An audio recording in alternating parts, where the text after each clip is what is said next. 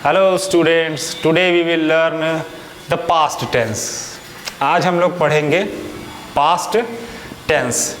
हमने पिछले वीडियो में पढ़ा था पर्सनल प्रोनाउन के बारे में और उससे संबंधित चीज़ें मैंने समझाया था जब मैंने प्रेजेंट टेंस पढ़ाया। आज हम पढ़ेंगे पास्ट टेंस। अगेन मैं फिर से अपनी बात को रिपीट करने वाला हूँ कि पर्सनल प्रोनाउन जानना आप सभी के लिए बहुत ही ज़्यादा महत्वपूर्ण है। It is very important for all of you to understand the tense, जो कि मैंने एक बार फिर यहाँ पर लिखा हुआ हूँ और देख सकते हैं ये first person, second person, third person. उसके बाद आ रहा है आपका सिंगुलर और देन है उसके बाद जो है वो प्लूरल है। तो ये पर्सनल प्रोनाउन ही बनाते हैं आपका सब्जेक्ट। इसको मैं और बेहतर करने का प्रयास करता हूँ। पिछले वीडियो में शायद मैंने बता नहीं पाया था। सब्जेक्ट जो होता है मैंने बताया था कि वो इस टेबल से ही आकर हम यूज़ करते हैं, ला करके हम यूज़ करते हैं, अर्थात सब्जेक्ट वहीं से आ रहा है। अब उस टेबल को आप ध्यान से देखेंगे तो वहाँ पर आपको दो चीज़ें मिलती हैं, एक मिलता है नाउन और दूसरा है प्रोनाउन। ठीक, अर्थात सब्जेक्ट वही है जो नाउन और प्रोनाउन, क्योंकि यहाँ पर थर्ड पर्सन सिंगुलर में आप किसी का नाम भी लिख सकते हैं। हम कुछ सेंटेंस भी बना करके देखेंगे आज। तो ये है सबसे इसकी खास बात कि जो सब्जेक्ट है वो नाउन और प्रोनाउन है और इस वजह से वहाँ पर हमने लिखा हुआ है पर्सनल प्रोनाउन। तो इस बात का ध्यान जरूर रखिएगा कि ये क्यों ज़रूरी है। सब्जेक्ट जो कर्ता है, जिसको हम हिंदी में कर्ता बोलते हैं, वो कर्ता या तो नाउन होता है और या फिर प्रोनाउन होता है। इन दो में से कोई एक जिसका कि हम प्रयोग करते हैं। अब नाउन और प्रोनाउन को भी बहुत आसानी से आप समझ सकते हैं। जैसे कि नाउन के बारे में आप पढ़ते होंगे कि noun is the name of person, place और थिंग। बट आप नाउन को उतना बड़ा करने के बजाय खाली एक चीज़ से पहचाने और वो है नेम। नाम चाहे कोई भी हो वो नाउन है। ठीक, तो name is equal to noun. अब आ जाता है इसके बाद प्रोनाउन। तो प्रोनाउन मतलब simple, pronoun replaces noun. Pronoun जो है वो नाउन की जगह लेता है। ठीक, तो बस ये चीज़ आपको याद रखना है, noun is equal to name और pronoun is equal to it replaces noun. Pronoun जो है वो नाउन का स्थान लेता है, बदल आता है उसकी जगह। जैसे कि ये सब लिखा हुआ है, मैं, हम, यू, यह, वह, वे, ये जो है ये सब प्रोनाउन है। आखिरकार वो किसी के नाम के बदले हम यूज़ करते हैं। मैं अपने स्वयं के नाम को बार बार नहीं लेना चाहता, इस वजह से मैं कहता हूँ मैं। ठीक, आप कहा जा रहा है। तो ये सारी चीज़ें हैं जो प्रोनाउन के तहत आ जाती है। और noun is simple, any name. अगर मैं अपना नाम बोलता हूँ Ganesh Verma, so that is noun. तो ये है नाउन और प्रोनाउन। इस चीज़ को शायद मैं बताया नहीं था। अब देखते हैं सिंपल पास्ट टेंस। इसका फॉर्मूला है सब्जेक्ट प्लस वर्ब का सेकंड फॉर्म। ठीक है, वर्ब के 3 फॉर्म होते हैं जिसमें से सेकंड फॉर्म को आप यूज़ करेंगे पास्ट सिंपल बनाते समय। फॉर एग्जाम्पल यहाँ पर मैं कोई भी सब्जेक्ट लिख देता हूँ, किसी भी सब्जेक्ट को मैंने लिख दिया वी। अब हमने पढ़े थे वह खेलता है, मैं खेलता हूँ, पढ़े थे। यहाँ पर वो खेलता जो है हो जाएगा, प्ले का प्रयोग हो जाएगा यहाँ पर, played. We played cricket, we played cricket. तो यहाँ पर अब आपको ये सब याद रखने की कोई आवश्यकता नहीं है कि कौन सा सब्जेक्ट थर्ड पर्सन सिंगुलर है या नहीं।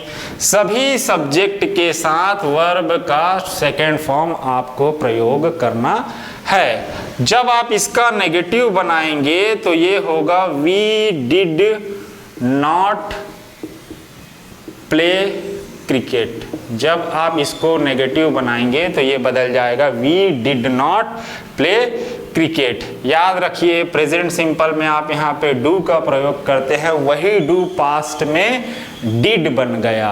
और जब आप इसका इंट्रोगेटिव बनाएंगे तो डिड वी प्ले और लास्ट में क्वेश्चन मार्क। इस तरीके से प्रेजेंट सिंपल का जो संरचना है, the structure of present simple यही है, इज दिस। सो आपको इस बात को ख्याल रखना है कि सब्जेक्ट प्लस वर्ब का सेकेंड एंड ऑब्जेक्ट, यहाँ पर आपको सब्जेक्ट कोई भी हो सभी सब्जेक्ट के साथ वर्ब का टू, नेगेटिव बनाते समय ध्यान रखिएगा डिड नॉट का प्रयोग करना है और वर्ब चला गया फर्स्ट फॉर्म में। क्यों? क्योंकि ये डिड आ चुका है और यही डिड सामने आ गया तो बन गया आपका इंट्रोगेटिव। अब इसके बाद आ जाते हैं नेक्स्ट है हमारा पास्ट कंटिन्यूअस टेंस। नेक्स्ट है हमारा पास्ट कंटिन्यूअस टेंस। अब पास्ट कंटिन्यूअस का फॉर्मूला है सब्जेक्ट प्लस वॉज या वर्ब प्लस वर्ब का फोर्थ फॉर्म देन ऑब्जेक्ट। इसका फॉर्मूला है हमारा सब्जेक्ट के बाद आएगा आपका वॉज या वर, उसके बाद वर्ब का fourth form and then object. अब इसको समझिए आप कि वॉज और वर का प्रयोग आप कब करेंगे। तो इस टेबल में देखिए आप फर्स्ट पर्सन सिंगुलर और थर्ड पर्सन सिंगुलर, ठीक है, फर्स्ट पर्सन सिंगुलर और थर्ड पर्सन सिंगुलर के साथ आप प्रयोग करेंगे वाज। ठीक, मैंने इसको सर्कल इस वजह से कर दिया है ताकि आप समझ सकें। इस सर्कल को समझिए, आई पर सर्कल है और नीचे थर्ड पर्सन सिंगुलर में सर्कल है और यहाँ पर मैंने सर्कल कर दिया हूँ वॉज को। तो आप इसको समझ गए कि वॉज का प्रयोग होगा फर्स्ट पर्सन सिंगुलर और थर्ड पर्सन सिंगुलर के साथ आप प्रयोग करेंगे किसका? वॉज का। अब बाकी जो प्रोनाउन आपके दिख रहे हैं पूरे वी, यू, दे और फिर उसको प्लूरल कर दें हम बॉयज, गर्ल्स, तो वहाँ पर आप प्रयोग करेंगे वर का। अब इसका उदाहरण भी देख लेते हैं।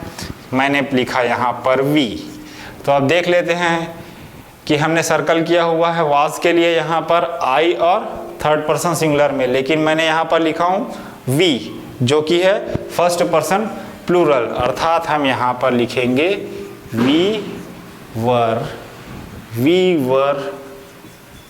Playing cricket, we were playing cricket.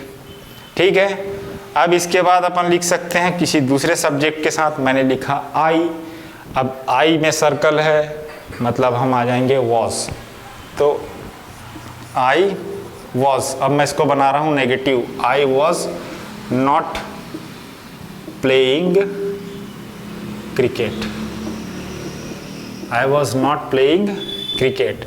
अब आ जाएगा इसका इंट्रोगेटिव, तो इंट्रोगेटिव में आपको अगर आप वी वाले सेंटेंस को बनाएंगे तो वर सामने आ जाएगा, अगर आप आई वाले सेंटेंस को बनाएंगे तो वॉज सामने आ जाएगा। तो हम आई को ही बना देते हैं, was I playing cricket, was I playing cricket, और लास्ट में क्वेश्चन मार्क का प्रयोग करना है। अगेन रिपीट कर रहा हूँ मैं सेंटेंस की पास्ट कंटिन्यूअस टेंस में जब आप सहायक क्रिया का प्रयोग करें तो ध्यान रखिएगा यदि आपका सब्जेक्ट फर्स्ट पर्सन सिंगुलर या थर्ड पर्सन सिंगुलर है तो उसके साथ जो सहायक क्रिया प्रयोग की जाएगी वो होगी वॉज। अब इसके अलावा यदि आपका सब्जेक्ट वी, यू, दे या एनीथिंग जो प्लूरल हो उसको प्रयोग करेंगे तो यूज़ करेंगे वर का। और इस तरीके से पास्ट कंटिन्यूअस टेंस को आप बना करके प्रयास करें। ये भी कंप्लीट। अब बात करेंगे हम पास्ट परफेक्ट टेंस की। तो पास्ट परफेक्ट टेंस पे आ जाते हैं। अब ये आ गया हमारा past perfect tense. Past perfect का formula subject plus head plus verb का थर्ड और ये ऑब्जेक्ट।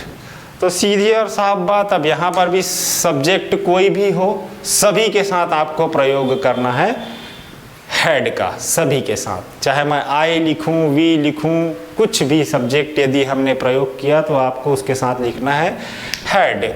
जैसे कि यहाँ पर फिर से वही सेंटेंस वी के साथ हम प्रयोग कर देंगे had, we had.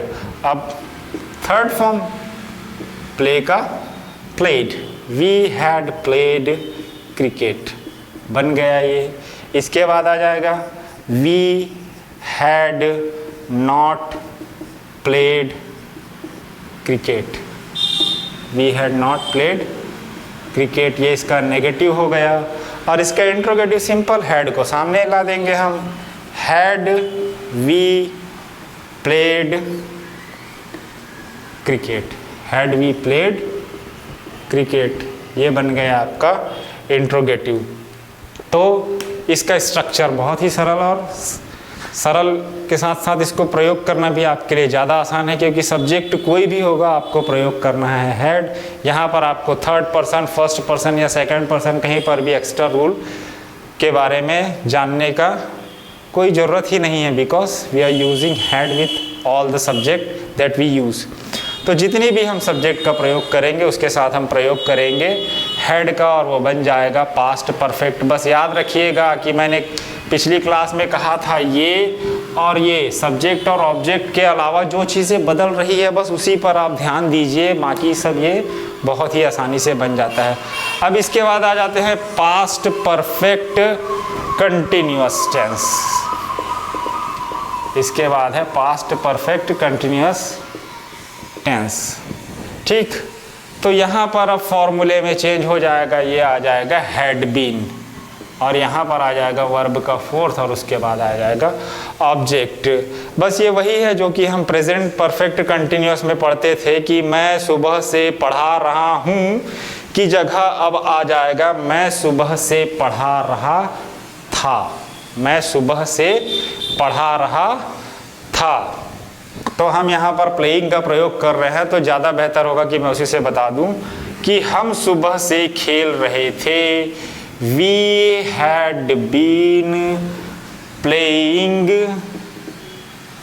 Since morning, we had been playing since morning. फिर आपका नेगेटिव आ जाएगा, we had not been, we had not been playing since morning। और इसके बाद लास्ट had आपका प्रयोग हो जाएगा सामने, had we been playing since morning। ठीक, तो यहाँ पर भी और आसान हो गया। प्रेजेंट सिंपल में, सॉरी प्रेजेंट परफेक्ट कंटिन्यूअस में आपको प्रयोग करना पड़ता है हैज़ बीन या हैव बीन का, जो थर्ड पर्सन सिंगुलर होते हैं सब्जेक्ट, उसके साथ आप प्रयोग करते हैं हैज़ बीन। लेकिन यहाँ पर आपको ऐसा कुछ नहीं करना है, सभी के साथ आपको प्रयोग करना है हैड बीन का। बस इस बात का ध्यान रखिएगा कि सिंस और फॉर को मैं इसमें फिर से बता रहा हूँ, जब आप सिंस का प्रयोग करेंगे तो सेंटेंस में आप जरूर देखिएगा कि क्या वहाँ पर स्टार्टिंग पॉइंट का पता चल रहा है। यदि स्टार्टिंग पॉइंट का पता चल रहा है तो आप सिंस का प्रयोग करेंगे, और यदि वहाँ पर काल अवधि का पता चल रहा हो तो ये जो है फोर्थ फॉर्म के बाद यहाँ पर सिंस और फॉर होता है, सिंस एंड फॉर।